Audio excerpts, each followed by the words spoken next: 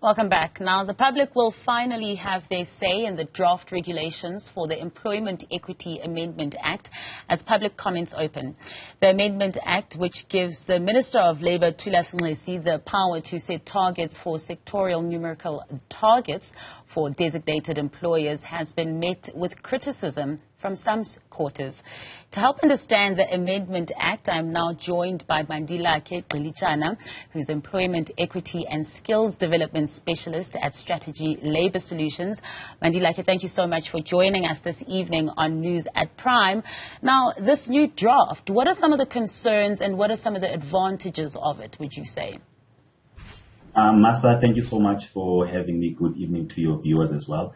Look, Masa, I think firstly we need to first understand that these changes have been, been on the cards for quite a long time. So it's something that employers are actually looking forward to, and particularly with quite a few reliefs that you will see with the changes that are being implemented for employment equity compliance.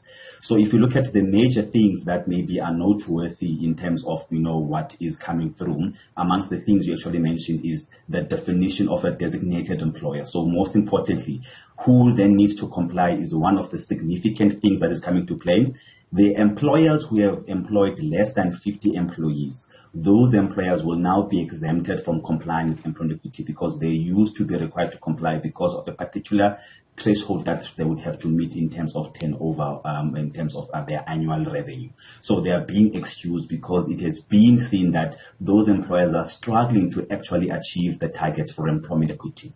Now, with the introduction of the sector targets, the minister is trying by all means to make sure that all of the employers who have to comply with those sector targets are actually employers who have got the capacity in terms of headcount who will be able to comply. We have seen a strategy in terms of the clients that we have been assisting that the smaller the number of employees we have, the more difficult it is for you to actually achieve those targets that you need to comply with employment equity.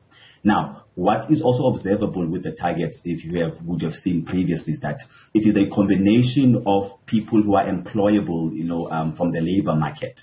And you then take those demographics and then divide them in terms of, you take those statistics and divide them in terms of demographics. Now, the problem is that those numbers would have been consolidated from various industries.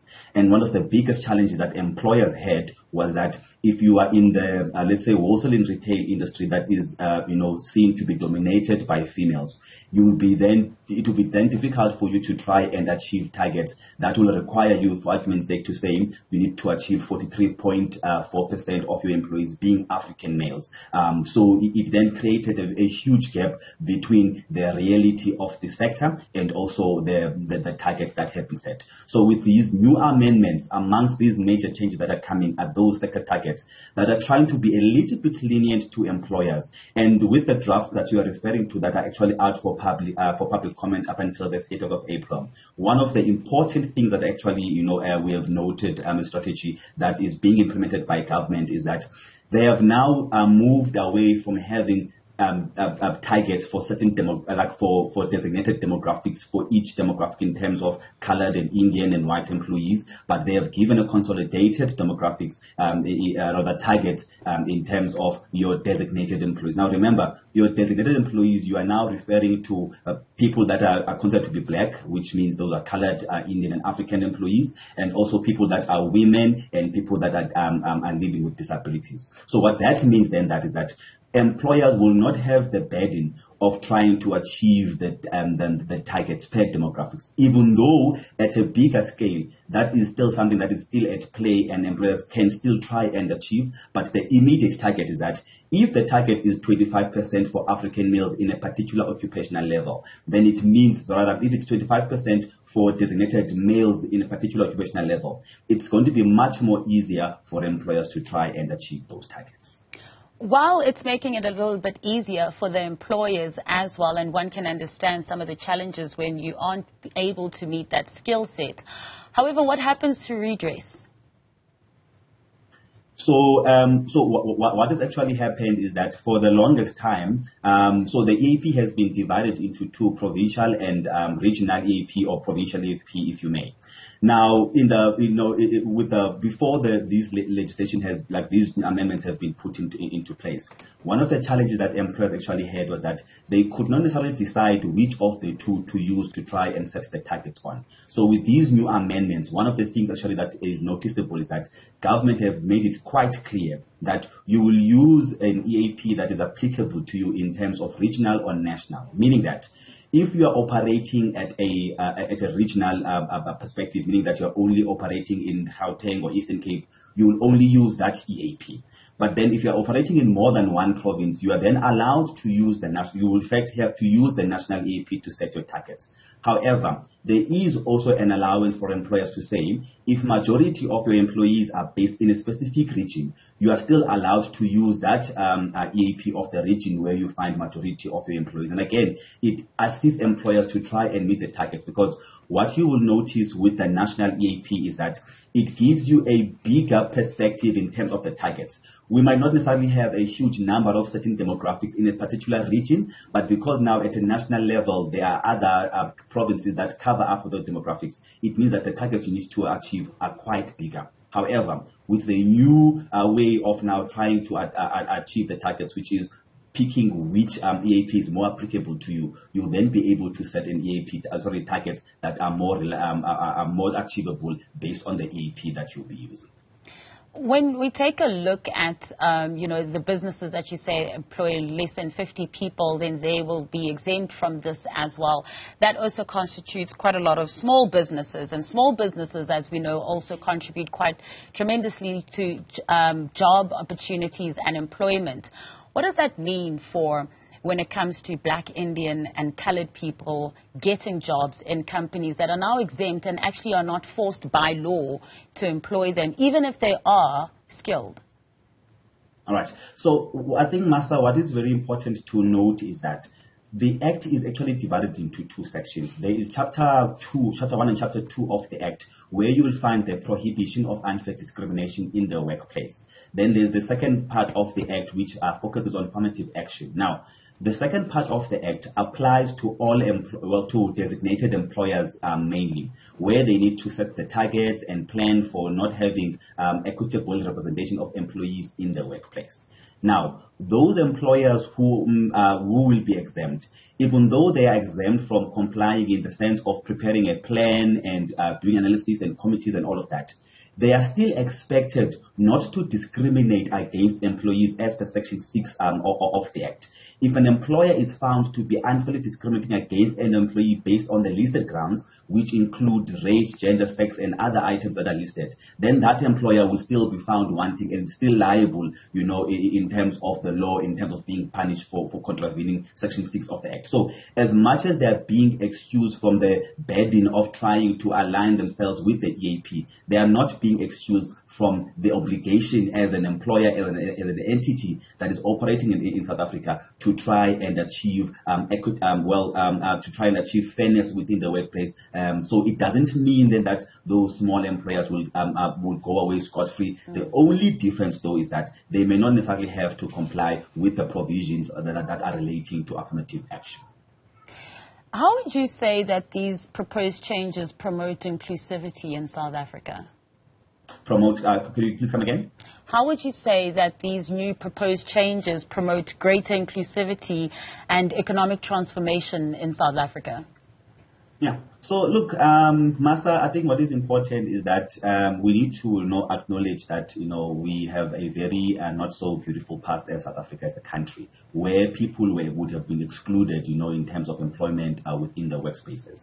Now, this legislation, what it actually does is that, number one, it becomes more realistic in terms of the setting of the targets. Like I said earlier on, the challenge with the previous targets that were set with the EAP would be that the targets would not be realistic in terms of the sector.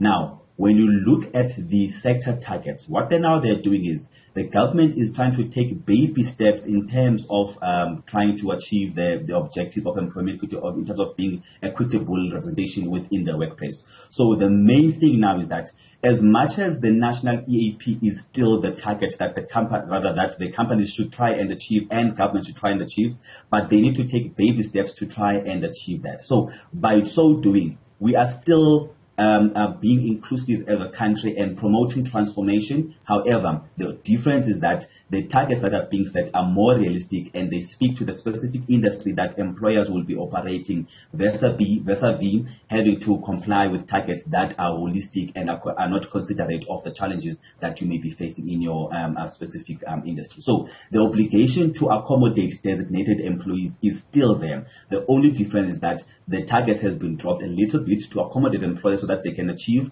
because as strategy, we have observed over the years that it's difficult for employers to actually achieve 100% of the EAP because of the big leap that they need to make from where they are, from the specific industry that they're in, and where they need to be. But with these changes now, we can say that with confidence that the employers will then be able to achieve. Then gradually, government will move back to the national EAP that needs to be achieved by everyone. Mandilakhe, 30 years into democracy, if we look at the data by Stats South Africa, it still shows that management, from middle management to senior management and the C-band of corporations in this country, is still held by mostly white people. With these changes, how quickly will we then be able to see transformation in management in corporate South Africa? Or is it going to hinder that kind of change that is already happening at almost snail's pace? Yeah. Look, Masa, I'll be honest with you in the sense that, look, we will only be able, to see that once the targets have been implemented. But from a perspective of theory and, the logic behind how now these targets are implemented, it makes quite perfect sense that they should be able to, address those imbalances that you are making, you just raised. Take, for instance, with the new sector targets, the EAP that is actually being set now will be divided according to different occupational levels. Now we've got about 6 occupational levels: top management, senior management, middle management, junior management, semi-skilled and unskilled. Those top 4 management levels will have their own unique EAP that will be speaking to their own, unique problems that they have in those occupational level.